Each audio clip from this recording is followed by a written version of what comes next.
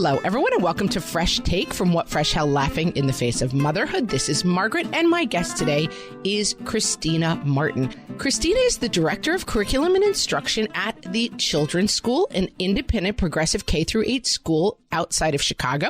She has taught elementary, middle, and high school with special areas of interest in play and project-based learning, democratic practices in the classroom, teaching math and social justice curriculum. She is also the proud mother of 4 grown children. Welcome, Christina. Thanks for having me. Recently, I was on a podcast called In the Weeds, and I was talking with Lori Hammond, who is the school director of the Peregrine School in Davis, California, which is a progressive school. And a lot of our listeners came back and said, oh, that sounds interesting. Like, what is progressive ed? And can you talk a little bit more about that? And I was like, I can talk a lot about that. And I know the perfect person to talk about it because I know someone who runs a progressive ed school who also happens to be my sister-in-law, who has been married to my brother for, I don't even know how many years, 20 something. 28, 29, something like that.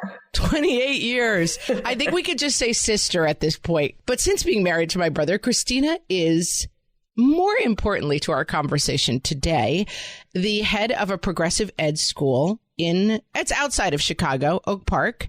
And tell us a little bit for our audience who's never heard the term progressive ed in their life. What is progressive education? All right. So it's an umbrella term. It sometimes can mean different things to different people. But broadly speaking, progressive education is an educational philosophy centered in democratic practices in the work of John Dewey, Maria Montessori, Booker T. Washington, many others, that centers the child's own interests and the child's own curiosity as the centerpiece of learning. And something I want to talk a lot about today is play-based learning. So play-based is a great way to start, right? We know, research knows, but also parents know, people know that children learn deeply and well through play. Imaginative play, collaborative play, outdoor play. Their scientific research tells us that experiences that enter children's brains through the senses, through hands-on, through having your hands in the dirt or building or making something or manipulating something, those experiences enter the brain in a different way and more easily and readily become part of long-term storage in the brain. That's sort of technical, and I'm not a scientist at all, but think of your own experiences, right? What do you remember from second grade? Do you remember that time you did a worksheet adding numbers together? Or do you remember that time everyone dressed as the Pilgrims and had a Thanksgiving feast? That is super true. Like, I get a visceral memory picturing myself in my pilgrim outfit, but I'm not sure people do always recognize what you're saying, which is that play is learning. I think for a lot of people feel like play happens after school and school is learning time. And that the idea of integrating those two ideas, one example at my kids' school, they have a community garden. So that's a form of learning. They're learning about food rather than just like looking at a picture of a plate that has 4 sections. And I'd like to talk more about this idea of play as learning, because I don't know that that is clear to everybody. Yeah, great question. So first, I would disagree with the notion that, you go to school to learn and you play for fun. I think learning is fun.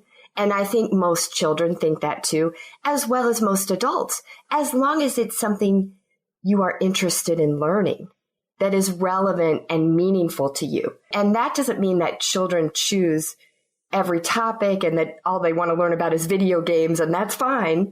It doesn't mean that. There is an important adult role in giving context for topics and guiding children to know about things they don't know anything about. But the idea, I've seen this so many times, it's really borne out in my personal experience. Children are naturally curious.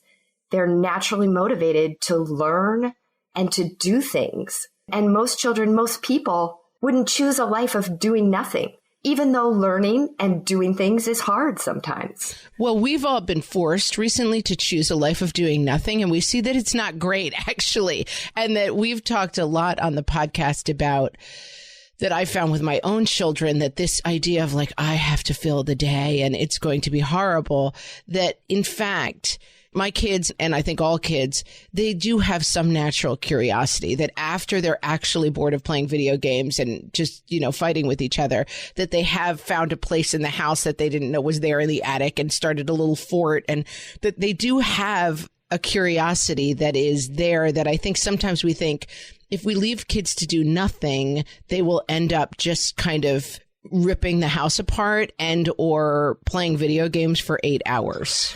Right. And I do think children have to learn how to play. There is some play that is very rich and productive and some play that is not. And I'm going to say that video games is not very rich and productive. Right. It's more similar to me watching Netflix at the end of the evening. Right. There's a role for it. Like everybody, there's a reason why we watch Netflix, but that's not learning play. That's not, I think rich is the right word that you use. That's not a rich experience. Right. Okay. So let's talk about some examples of things that you do find richer play, like even something as simple as blocks. Building things with blocks, big blocks, little blocks, any kind of blocks. It's pretty easy. It's not something that people would look at and say like, oh, this is a learning activity. This seems like, oh, the kids are just fooling around. Block play is teaching you physics concepts and engineering concepts about gravity and friction and mass and, all of that. It's teaching you mathematical things about proportion and symmetry. There's language learning involved, right? When you're working with a friend to build something and you have to explain like what you're trying to do, what you want your friend to do, what you need help with. I've seen so many times children at my school build something with blocks and then write a sign like, this is my movie theater, this is my zoo, this is where the elephants are, right? So they're reading, they're writing as part of the play. And these kids are how old? Kindergarten, first, second grade, and up sometimes. Right. Sometimes older kids. Older kids. And I think that's really important piece. I think older kids need to play too. Middle school kids need to play. It doesn't look like the way a kindergartner plays all the time, but it's still important. And it's not just blocks. I know that you don't have kids from K to 8 coming all day and just playing with blocks. And you're like, okay, done. We did it. We've taught the kids. Obviously, this is something that evolves. So give me a couple more examples for people who are just sort of starting to consider this idea of play-based learning. Yeah, I was just thinking about this because our first grade class was recently studying volcanoes. Fun. Volcanoes, always fun. And how did this come up? I mean, we've spent many hours outdoors this year, even more hours than usual. So every day they're playing outside in this giant sandbox. And there's a group of students every day that are building volcanoes and pumping water and putting water and trying to get the volcano to overflow. So they're interested in volcanoes and they're asking questions about volcanoes. And when it's time to go to the library, they're looking for a book about volcanoes. And that is a perfect example of how project work for young students is very play-based. So all of a sudden they're in a project where they're reading, writing, building, learning all about volcanoes. So it is academic, but it's based in play and it remains very playful. In the classroom, they're making a paper mâché volcano and their little animals are walking up and falling down when the lava comes out. And so for young children, it's very, very fused. They don't always know the difference between what is play and what is learning. How do we as parents take these lessons about, you're talking about kids learning in this very kind of play-based way? How can we draw a bridge to the way that we parent and the way that we present things in our homes for kids in order to maximize their learning? Even if our kids probably don't, most of us have access specifically to progressive education. Absolutely. And I think it has enormous implications for people at home, for parents at home, because following a child's interest, well, a lot of work, right? Maybe it's not, you're not interested in finding out everything about dinosaurs, but your 3-year-old is. So acknowledging that it's not necessarily your passion project. Right. At the same time, it is a fun and I'll use rich again, productive, also semi-structured way to spend time with children. It's not a free-for-all, right? If your 3-year-old loves dinosaurs, what are you going to do? You're going to get library books about dinosaurs. Maybe you're going to watch a video. Maybe you're going to invest in some plastic dinosaur toys, right? You're going to draw pictures of dinosaurs. Maybe you'll go to a museum if, we're ever allowed to go to museums again. Someday we're going to do that. Someday it's going to happen. I believe. It's project-based learning, I think, is totally natural to people, to human beings. It's the way most of us learn things, given the freedom to learn how we want to. I love it. And the motivation piece is so important. At my school, I think it's fair and true to say children love school. They love school. And why? It's not because they don't work hard or because they don't have to learn things. They just play all day. It's because they're super engaged and invested in what's going on. Because it might be really hard to write about volcanoes when you're in first grade, just plain hard work. But you pick that topic, you're eager to find out about it, and you want to share what you learned. So you've got to write it down. I love the idea behind it, and I want to talk a little bit more when we come back from this break about how we are using this in our own lives. Okay, we're back with Christina Martin of the Children's School in Oak Park, Illinois. Let's talk about how we use the concepts that you're talking about, that you use in your school, that maybe we don't have access to in our own schools, or our kids go to more traditional schools, or we want to foster this sense of curiosity and learning in our kids, but we don't know where to start. I think you're right. It is all about fostering curiosity. And part of what you do is model curiosity. So model enthusiasm for lots of different topics. I think it can be easy for an adult to dismiss a child's interests or their questions. And I'm not saying you have to be some kind of, Stepford parent, that Mary Poppins person. Mary Poppins, yes. I mean, the thing we say all the time is like, we're not here to make your life harder. We're here to make your life easier. And so sometimes this stuff sounds like, wait, now I have to research progressive ed and start running around and making volcanoes. This sounds horrible. And like, you're right, it does sound horrible. Yeah. Our point is not that. It's that just reframing your ideas of curiosity and learning and play. I think even seeing block play as learning is radical for some people. Yes. One of the ideas that you talk about that is always really interesting to me is like putting up with a little bit more mess to let kids explore, because this is something that we just had somebody write about it on the Facebook page, and it is something that people struggle with, right? This idea of like finger paints. I would rather do almost anything than see those finger paints come out, or a million dinosaurs ever. And sometimes it seems to us, I think that like Amy has a joke, which is like, these toys aren't going to mess up themselves, like the grim determination that kids just attack the playroom with. And how do we structure, let's say, our playrooms so that kids play effectively and in a way that doesn't ruin our entire existence? Yeah, great question. Not a perfect answer.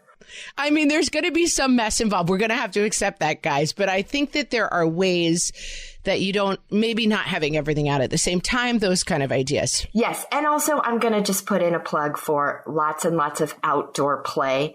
Outdoor is where you can get messy. Right. If you have the clothing for it, you can go out and be in the mud and be in the snow and yell and run and jump and do all those things that aren't always appropriate, or really great to have going on in your home. And talk a little bit about, because you run a school in a fairly urban environment. I feel like people hear outdoor play and they're like, we don't have a yard. It's like your school is in what I would describe as an urban environment. It's not like you are on some 40 acres of grounds where the kids are running around. Correct. Yes. So one thing we do is most of our classes go to the actual woods one day a week and spend a morning or sometimes longer in the woods, playing in the woods. What do you put them on a bus to take them to the woods in Chicago? Right now in COVID times, we have a forest preserve that's maybe 10 minutes from our school. Okay. And we are having parents drop them off there. Wow. But yes, we've taken buses in the past. Got it. So you're getting them into the woods. You're getting them into the woods. But then our other outdoor space in our setting, you're right, it's very urban. We do use parks, local parks, but we also have so we're in an old Catholic school building. We have a concrete courtyard, right, that we've turned into an outdoor play space with a lot of natural materials. That's where the giant 25-foot sandbox is. There's a pump and a water sluice. There are all these loose parts like sticks and rocks and shells and big boards for building, tires and cinder blocks. Like kids can build a fort. So talk a little bit about how people interact with that, because I remember the first time I saw it, I was like, what is this exactly? It kind of looks like a big pile of junk. And that's kind of the play space. And this is an idea that I feel like really changed my mind about some things about how we run stuff in the house. Because a lot of people, it's like my kids walk outside, they get cold, they get bored, they come back in. This idea of like, you have to lead them to this exploration a little bit. Yes. And I think a big pile of junk is exactly what I want to encourage indoors and out. Hopefully not junk that takes over your entire house, but a place where children could build and make things. Cardboard, duct tape, glue, and hot glue. Oh, they're turning off their phones right now when you said hot glue. They're like, no, not the hot glue. They're out. Colored masking tape. I mean, paper, crayons, scissors. I was in a classroom just yesterday and a student was showing me her mint that she's making. She's studying government. She's in 3rd grade and she's making a mint. And it's just this cardboard box with all these little parts, like a tiny little toothpick that comes out and it's got a paper blade on it. And that's where the bills get cut into individual bills, right? So she's researched in books and videos. She's seen pictures of a mint and now she's making it out of cardboard and pink tape. And she's going to remember that. For most 3rd graders, so you said, what's a mint? I know most of mine would be like, no idea what that word means. Like, she's going to remember forever what a mint is.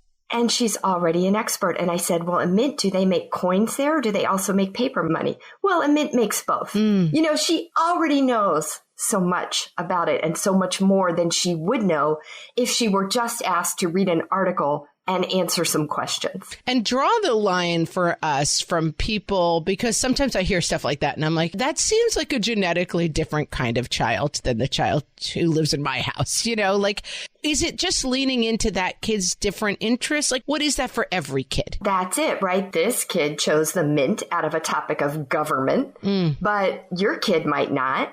And that's, I think, the art of the teacher, also maybe the parent, right? Helping guide the child's interest. There's a lot that children don't know. We talk about this all the time at my school because emergent curriculum, right? This idea that project topics and learning topics emerge out of children's interests. And that's what we've been talking about this whole time so far. And it's great and wonderful.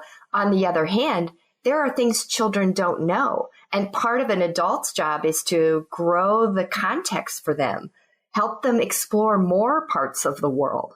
That's right. And this is a good point to address in terms of people who are listening and being like, so this is a school where you go play with blocks all day? Like, I don't understand. Like, you are guiding this curriculum and you're not just like, okay, someone said volcanoes. It's volcanoes today, because you would produce children who only understand about like volcanoes, llamas, and Mars, right? Like, you can't only lead into whatever the children bring in. Correct. And we don't only. I just want to be super clear. We also teach reading, writing, math, social studies, science. There's many other parts to our day.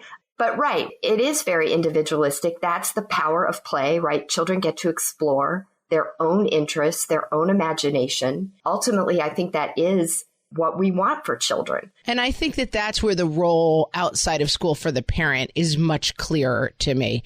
I have a child right now who is obsessed with dinosaurs, was slightly into dinosaurs at that everybody's into dinosaurs age. What is that, 3 or 4, And now in 5th grade has come around and like just super into, there's some show on Netflix about dinosaurs and he's all the way back in. And so we're spending a lot of time talking about dinosaurs and just trying to lean into a kid's interests.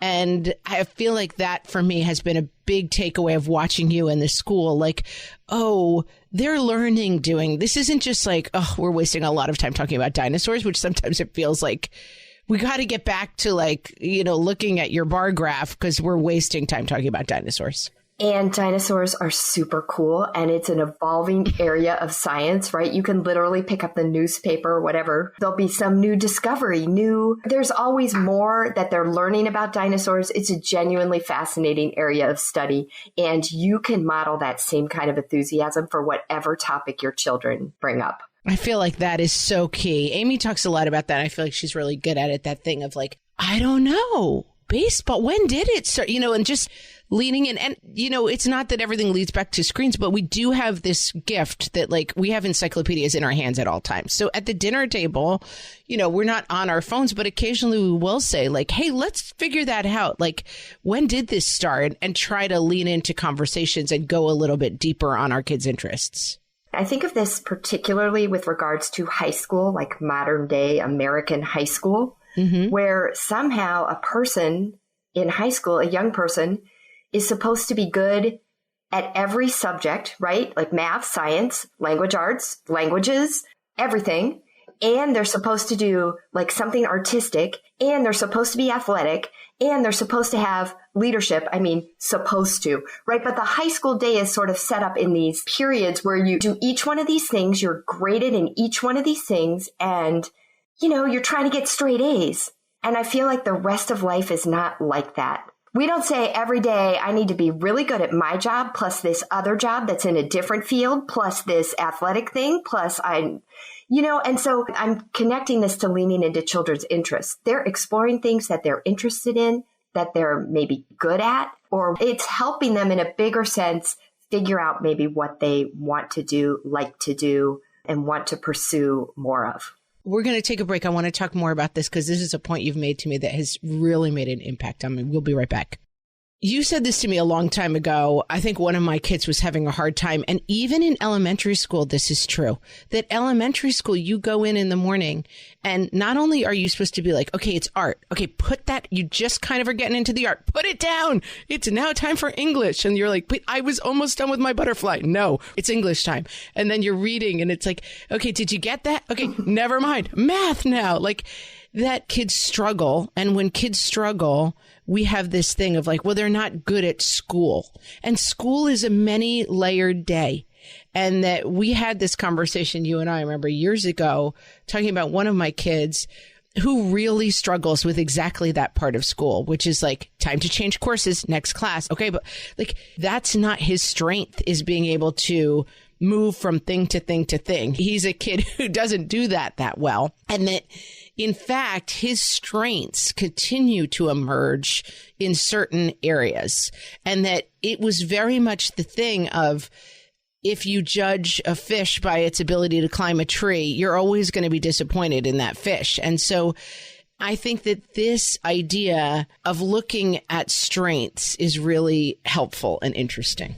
I agree. And I think, Western school as we know it today, it's a monolith. You're supposed to go, a student, all the way through high school, exception for preschool, exception for college. I think preschool and college have some things in common, i.e. you get to explore your own interests. You're not expected to sit in one place all day. Right. You have more hands-on learning, like a theater class or a lab. Anyway, the rest of school, though, K through 12, it's a lot of sitting in a desk, listening and reading.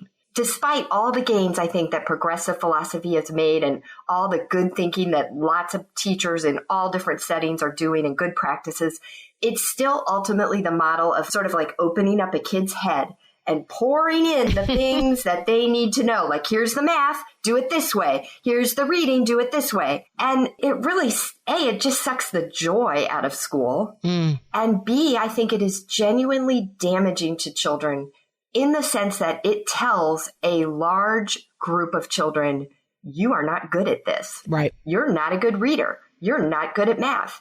You're not smart. You can't do this. And so the strengths-based piece, the leaning into the interests and helping children explore some things that they are good at, which, by the way, it doesn't mean we're never going to work on math because you don't like math that much and it's hard for you. This is important to make the point that this is not child-based. Whatever you want to do is fine. Correct. And I think sometimes progressive ed gets that rep of there's no grades and just roll around the rug, child, because it brings you joy. That's not what we're talking about here. It really, really isn't. Right. But I just want to say there is rigor in pursuing something that you want to learn about. Right? Think about something you've learned as an adult. Yeah. Or the example that I've been using during the pandemic is I have a kid who wanted to learn to do a front flip, just a running front flip. And I mean, what could be more rigorous than it takes bravery, it takes strength. And he this is a kid who sometimes struggles in school because he's got a lot of energy and he's not always the best at sitting still and he's so disorganized. So he's a kid who doesn't have the right book when he goes. And oh no, it's all about whether you forgot the book. And I will say, talk about expectations. During the pandemic, my kids go 2 days a week, but they're not allowed to use lockers. And so to me, the expectations have become like they're going to function like a 20-year-old college student. They're going to have a backpack. They're going to have all the right books. They're going to bring home, 7 folders. Anyway, all this to say, he has just after school kept working on nailing a front flip and he eventually did it. But like that is very rigorous and that is learning. And that is, I think, in terms of fighting against the thing we're talking about where schools can sometimes make kids feel like they're not good at stuff. That's another good reason for parents to lean into that home learning, which is like, hey, you're struggling in this pre-algebra class that is difficult for you and number sense is maybe not your strength. But how many kids in your grade can do a standing front flip? I think 2. Yeah, I totally agree with that. And I think it brings me to another point that is about progressive ed, but it's just about life. If your child's social, emotional self is not cared for, they really aren't going to be available for learning of any kind. And so an experience like you describe, where a child sets a goal for themselves and then works hard in all the ways you're saying, physically, with a lot of time and effort, with bravery and courage, with trying something and then saying, wait, that didn't work. Let me adjust. Let me try again. All of those pieces. Think of the learning that has happened for that child and think of how that can carry over into other settings. Because even in pre-algebra, that child has something to draw on, which is like, I wanted to do something and I worked really hard at it and I did it. And that is probably a better predictor of academic and career success than almost anything else. So now let's talk about a parent who doesn't see that in their child. Their child is in a school where they're struggling. Their kid is not feeling it academically for whatever reason. They don't have financially or geographically access to progressive ed or even a school that might just be a better fit for their kid in some other way. How are we as parents supporting a kid like that? Great question. Hard question. Yeah, it could be a hard question. At my school, we talk a lot about authentic tasks, right? If your child needs to work on writing, what's going to be better for you? A handwriting workshop sheet that you do every evening after dinner when everybody's exhausted and at the end of their rope? Or an authentic writing task, something that your child wants to write a letter to somebody, and then they're going to get a letter back. A list of what they want to plan for their birthday. A list for you. You're going shopping. I need you to write this list for me. It's not the child's own list, but it's an authentic task. Like, we need this to happen. Yeah. And similarly, this is slightly different, but similarly, I'm thinking about like something you said early made me think of this. Almost anything that you're learning about, you could have your children bring an idea to the table. Summer vacation, spring break. What are we going to do? How do we fill the hours? Well, you got 2 kids and 2 parents. How about each of you gives one idea? Okay, one day we're going to go and hike in the forest preserve. Okay, one day we're going to stay home and finally try to build that paper mâché volcano. And one day we're going to watch movies and eat popcorn, right? Everybody gives one idea into the mix. And in that way, you build buy-in, you build community, right? When it's your day and you're hiking in the woods, you're like, yay, this is fun. And you're that much more available the next day when it's building the volcano. And it teaches, I know for my own trapped together family in the pandemic, we're not doing awesome at being excited about other people's ideas.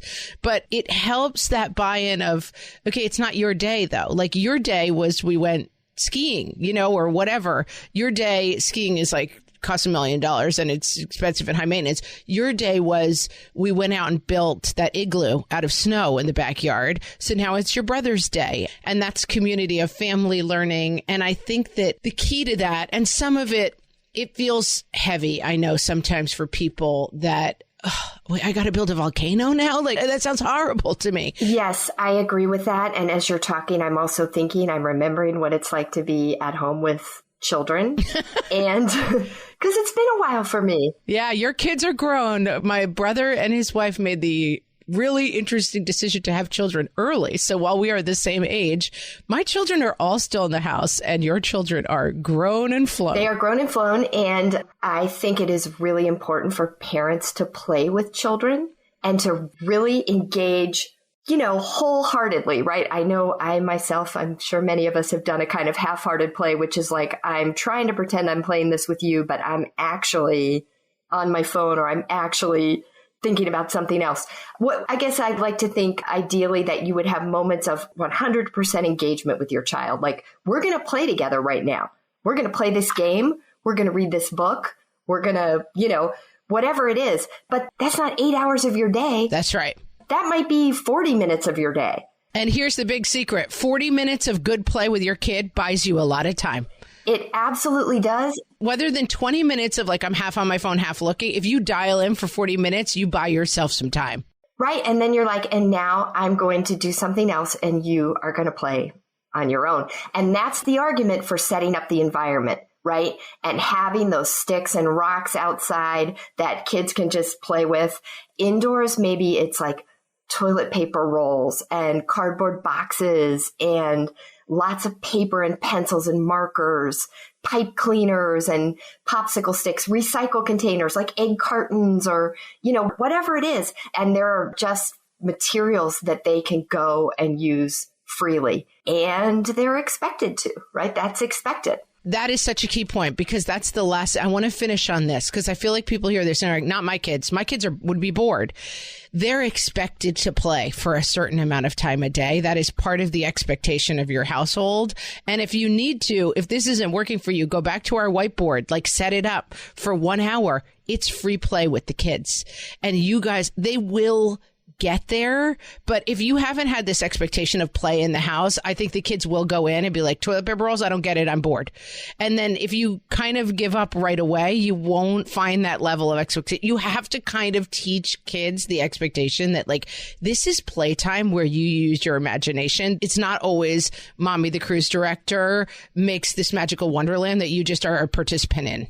Correct. And it's not always this screen will bombard you with constant stimulation and new and interesting things, right? Imaginative play. Yeah, you have to cultivate it as a skill. As a parent, you may have to model it. Yep. You may have to get down there and try to make something out of toilet paper tubes. And I'm going to say that won't be unpleasant. It's kind of interesting. It's kind of fun. Who knows what you'll do?